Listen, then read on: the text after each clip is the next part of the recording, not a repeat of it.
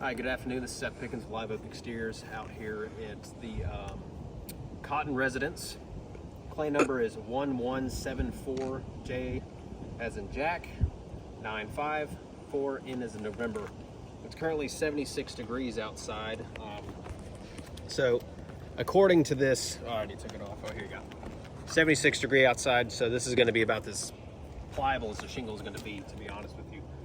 There have been a few different contractors up here. These white markings are not mine. I'm using the yellow chalk here. If you want to show the tarp though, this is what the tree company did. State Farm has written up for repairs on the roof so far from what we've been told.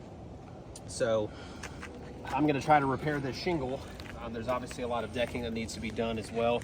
The contractor before me had marked this. You can actually see the crease across the top here, and the shingle is unsealed. So I'm just going to start here on the back. This looks to be the most pliable surface of everything. The surface over here appears to be worse than the one we're working on now,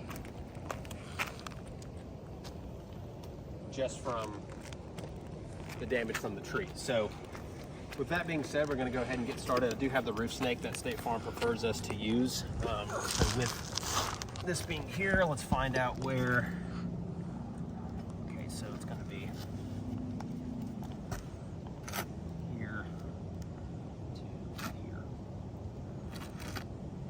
So we'll have to manipulate these four up top to get this shingle out.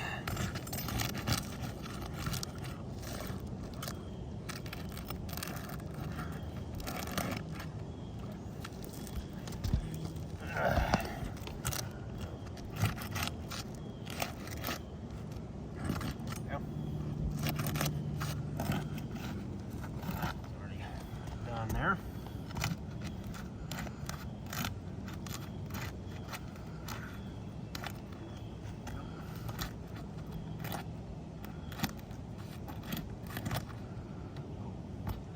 All those are unsealed. Let's get the nails out.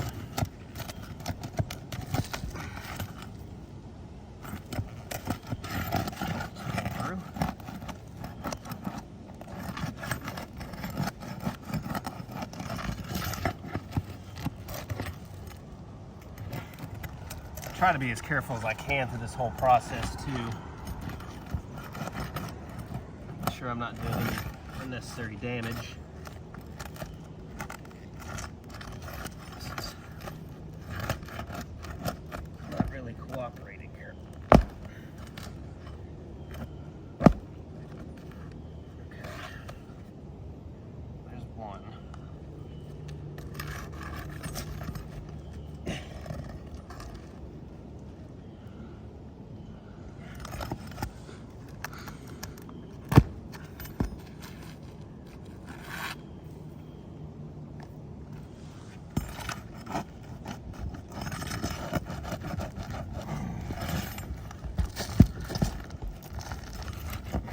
Gotta go up to the second layer and get these out.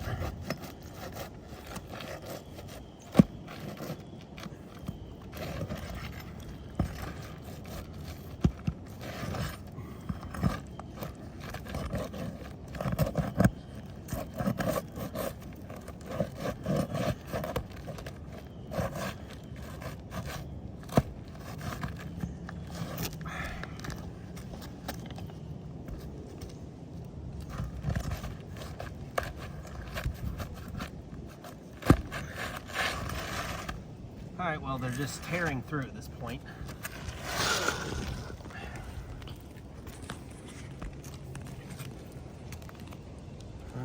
Got a little bit of material transfer over here. So that's not great as far as like putting a new shingle down in the future. So let's get the rest of these nails out.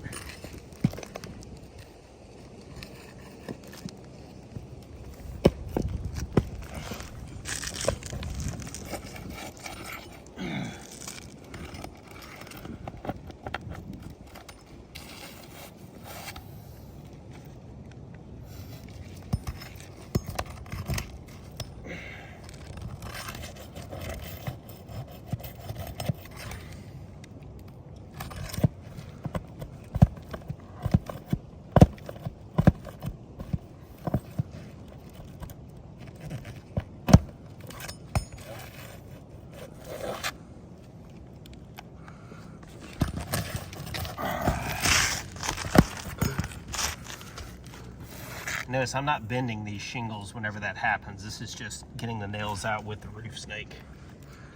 I can tell it's already causing some damage here. All right, I think we got everything off. So, there's no right there. Oh, there's one right here.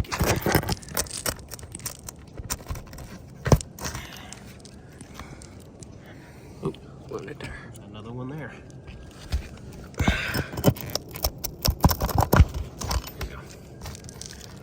All right, so just